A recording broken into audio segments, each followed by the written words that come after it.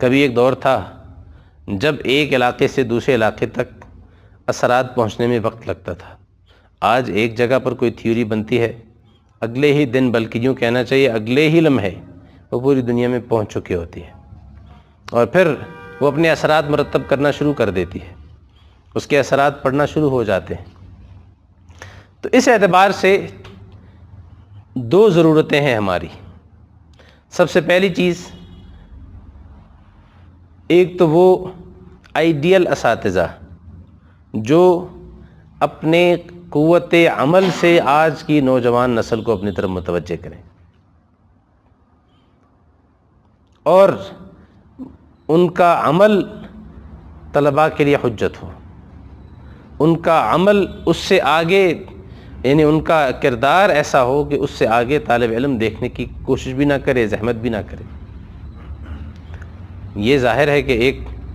مشکل ٹاسک ہے، اتنا آسان نہیں ہے، لیکن دوسری طرف اسی سلسلے میں ہماری ضرورت یہ بھی ہے کہ آج کی دنیا میں ایسے اہل علم ہوں جو نصاب کے حوالے سے، آپ پولیٹیکل سائنس پڑھیں، اس میں جو تھیوریاں دی جاتی ہیں، کیا ان کا اسلام کے ساتھ یا مذہب کے ساتھ کوئی ایسا کوئی تعلق ہے کہ جس سے ہمیں یہ رویہ ملتا ہو کہ یہ کسی بھی طرح سے مذہبی معتقدات یا مسلمات کو ترویج دینے میں کوئی کردار ادا کرتی ہیں، یا ان کو معاشرے میں رواج دینے میں ان کا کوئی رول ہو سکتا ہے کسی بھی اعتبار سے؟ تو یہ بنیادی سوال ہے آج کی دنیا میں کہ، اور اس لیے بعض مورخین نے ایک بات کی طرف متوجہ کیا ہے، جیسے آج کل ہمارے ہاں ہے نا، ایک چیز تھی کہ جس کو آپ، ایک اصطلاح استعمال ہوتی ہے جس کو کہا جاتا ہے اسلامائزیشن، کہ کوئی بھی چیز اگر وہ اپنی ابتدا اور آغاز میں جس طرح کی بھی ہے، آپ اس کے اندر سے اس کے برے اثرات نکالیں اور اسلام کی روشنی میں اس کی تعبیر کریں، اور آج کی جدید دنیا میں اس کو اسلام کے مطابق بنا کر پیش کرنے کی کوشش کریں۔ اگر سماجی علوم کے حوالے سے میں ذکر کروں تو ہمارے پاس ایک بہت بڑا ذخیرہ ہے، بہت بڑا ذخیرہ ہے، اور وہ ذخیرہ ہے سیرت النبی صلی اللہ علیہ وسلم کی روشنی میں، کہ حضور پاک صلی اللہ علیہ وسلم نے اپنی زندگی کے حوالے سے آپ کے بارے میں جتنا بڑا ذخیرہ ہمارے پاس موجود ہے، حقیقت یہ ہے کہ سماجیات کے حوالے سے وہ ہمارے لیے ایک بہت کافی قسم کا مواد اس کے اندر موجود ہے کہ ہم سوشل سائنسز سے پیدا ہونے والے بہت سے سوالات کا جواب بھی اس سے دے سکتے ہیں، بلکہ اس سے نظریات اور تھیوریاں نکال سکتے ہیں، اس سے اصول اخذ کر سکتے ہیں، پرنسپلز نکال سکتے ہیں، جس کے نتیجے میں ہمیں یہ معلوم ہو سکے گا کہ اسلام کے سیاسی اصول کیا ہیں سیرت النبی کی روشنی میں، کیونکہ پولیٹیکل سائنس بھی ایک سماجی علوم سے متعلق ہے۔ اسلام کے نفسیاتی اصول کیا ہیں؟ ابھی پچھلے دنوں ابھی آپ نے ایک کتاب دیکھی ہوگی کہ رسول اکرم صلی اللہ علیہ وسلم بطور ماہر نفسیات، آپ ایک عجیب واقعہ ہمیں ملتا ہے احادیث مبارکہ میں کہ حضور پاک صلی اللہ علیہ وسلم نے ایک مرتبہ صحابہ کرام کے درمیان کچھ چیزیں تقسیم کی، کوئی ہدیہ تقسیم کیا، جوڑے تھے، کوئی کپڑے تھے، وہ تقسیم ہوئے۔ ایک صحابی ایسے تھے جو تشریف لائے، ان کے بارے میں صحیح بخاری کا جملہ ہے کہ ان کا مزاج ایسا تھا کہ اس کے اندر سختی تھی، ری ایکشنری مزاج کے تھے۔ کہتے ہیں کہ ان کو یہ لگا کہ شاید یہ جو ہدایہ تقسیم ہوئے ہیں اس میں میرا حصہ کوئی نہیں ہے، تو آپ علیہ الصلاۃ والسلام کہتے ہیں کہ جب یہ صحابی اپنے بیٹے کو لے کر حضور صلی اللہ علیہ وسلم کے پاس پہنچے، دروازہ کھٹکھٹایا گیا، اندر جا کے اطلاع دی گئی کہ مسفر بن مخرمہ تشریف لائے۔ آپ علیہ الصلاۃ والسلام نے دروازہ کھولا تو پہلے سلام نہیں کیا، پہلے بات نہیں ہوئی، پہلے آپ نے وہ جوڑا نکال کے سامنے رکھا اور یہ دکھایا اور فرمایا سلام نہیں ہوا ابھی، خبأت لک ھذا، یہ میں نے آپ کے لیے محفوظ کر کے رکھا ہوا تھا۔ اور جب وہ جوڑا سامنے کیا تو اس کے جو یہ آگے بٹن لگے ہوتے ہیں، وہ بٹن بڑے چمکدار تھے اور عمدہ تھے، وہ آپ نے اور سامنے رکھے۔ مقصد کیا تھا کہ وہ جیسے ہی انہوں نے وہ سوٹ دیکھا ان کا غصہ ادھر ہی ٹھنڈا ہو گیا، اور جو احساس تھا اپنے اندر ایک محرومی کا یا ایک چیز کے نہ ملنے کا وہ فوراً ختم ہو گیا، سلام دعا بعد میں ہوئی۔ تو انسانی مزاج اور اس کی نفسیات کی رعایت رسول اللہ صلی اللہ علیہ وسلم سے بڑھ کر شاید انسانی تاریخ میں ملتی نہیں ہے۔ تو نفسیاتی حوالے سے ہو، سیاسی حوالے سے ہو، انسانی شعور کا مطالعہ کرنے کے حوالے سے ہو، مختلف ایسے واقعات ہمیں ملتے ہیں رسول اللہ صلی اللہ علیہ وسلم کی زندگی میں کہ فتح مکہ کا بڑا مشہور واقعہ ہے کہ آپ علیہ الصلاۃ والسلام نے قبائلی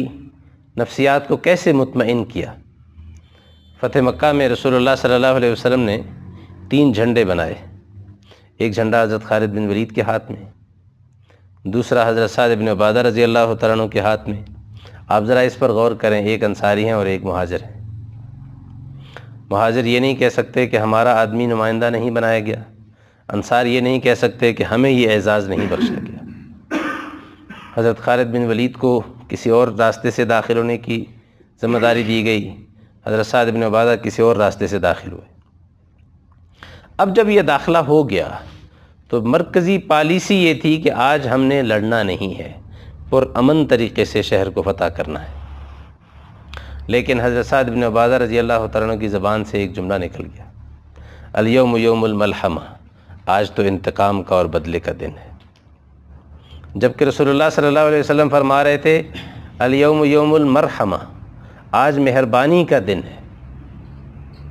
گویا وہ جو پالیسی تھی مرکز کی، اس پالیسی کے خلاف ماتحت نظم نے کوئی سٹیٹمنٹ دے دیا ہے۔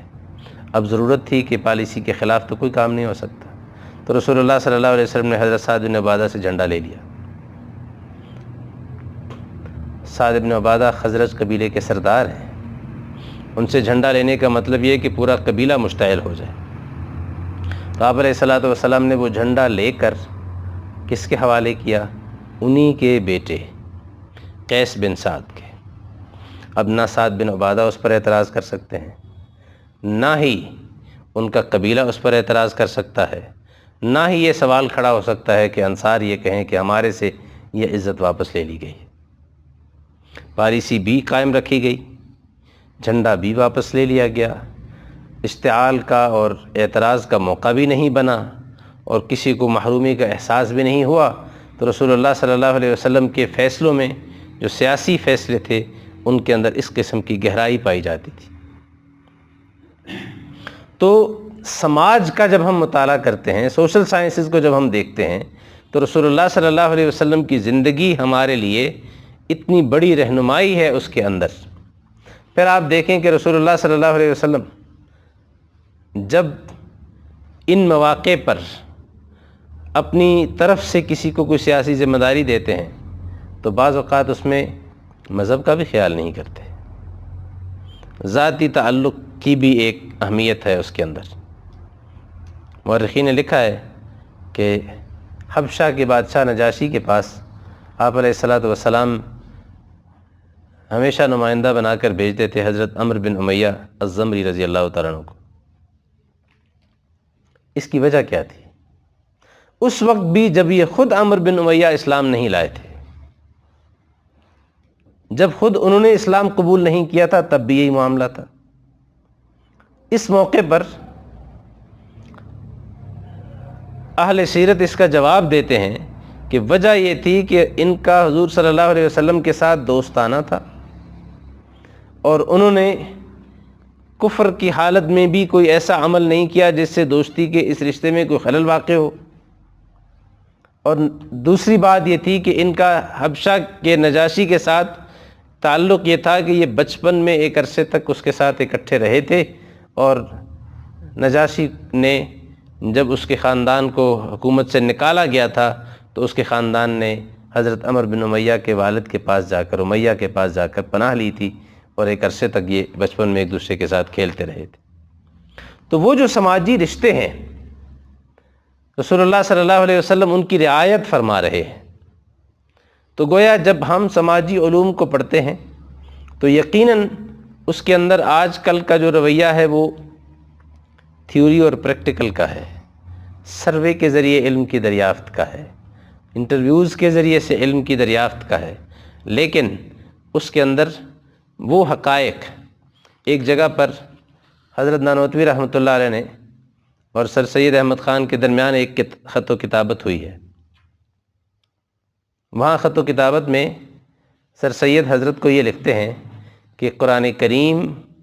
کی وہ آیات یا احادیث جو حقیقت کے خلاف ہوں، فطرت کے خلاف ہوں، ہم ان کی ایسی تعبیر کریں گے کہ جو حقیقت کے اور فطرت کے قریب ہو جائے۔ تو حضرت نانوتوی رحمۃ اللہ علیہ اس کا بڑا خوبصورت جواب دیتے ہیں، مختصراً عرض کرتا ہوں، شاید کافی نہ بھی ہو۔ تو حضرت نانوتوی فرماتے ہیں سب سے پہلی بات، آپ کے اس جملے سے محسوس یہ ہوتا ہے کہ آپ حقیقت کا تعین اپنے طور پر کریں گے، پھر قرآن اور حدیث کو اس پر منطبق کرنے کی کوشش کریں گے، جبکہ ہمارا موقف یہ ہے کہ قرآن اور حدیث خود بیان حقیقت ہے۔ اگر دنیا کی کوئی واقعہ ہے جو ان کے ساتھ متعلق نہیں ہو رہا تو پھر ان واقعات کی کوئی ایسی تعبیر کریں بجائے اس کے کہ قرآن کریم کو اس کے مطابق موڑ کر ان واقعات کے یا اپنی طرف سے گھڑے ہوئے فطرت کے اصولوں کے مطابق بنانے کی کوشش کریں۔ تو بنیادی طور پر ہمارے بزرگوں کا یہ رویہ رہا ہے کہ ان کے نزدیک علم کے اصولوں کے تعین میں بھی اصلیت قرآن و سنت کو دی گئی ہے، بنیاد کے طور پر قرآن اور حدیث کو لیا گیا ہے، جبکہ باقی علوم کو ان کا تابع رکھ کر، ان کے ضمن میں رکھ کر، ان کے ماتحت رکھ کر ان کے ساتھ معاملہ کیا گیا ہے، اس کو اصل بنانے کی کوشش نہیں کی گئی۔ یہ ایک بنیادی فرق تھا جس نے ہمارے بزرگوں کے علم کے حوالے سے، شریعت و سنت کے حوالے سے رویے اور منہج کے تعین میں بنیادی کردار ادا کیا ہے۔ تو اس حوالے سے ایک استاد ہونے کے ناطے، ایک علم سے وابستہ ہونے کے ناطے ہم سب لوگوں کی ایک ذمہ داری ہے کہ جب ہم سوشل سائنسز پڑھتے ہیں، جب ہم سماجی علوم پڑھتے ہیں، تو اس کے اندر جہاں ہمیں یقیناً ایسا ہوتا ہے کہ ہم شاید ایک عرصے تک نصاب نہ بدل سکتے ہوں، ایک عرصے تک جب ہم نصاب کے اندر تبدیلی نہ کر سکتے ہوں، لیکن اس کے اندر موجود ان جراثیم کی کھوج لگانا جو وائرس بن کر ہماری نوجوان نسل کو کے عقیدے اور اس کے اخلاق اور اس کے اعمال میں بگاڑ کا باعث بنتے ہیں، اس وائرس کی کھوج بھی لگانا، اس کی نشاندہی بھی کرنا اور اس کا متبادل نظریہ بھی ان کے سامنے پیش کرنا، یہ ہم سب کی ذمہ داری ہے۔ اور اس حوالے سے اگر ممکن ہو سکے جس مرحلے پر بھی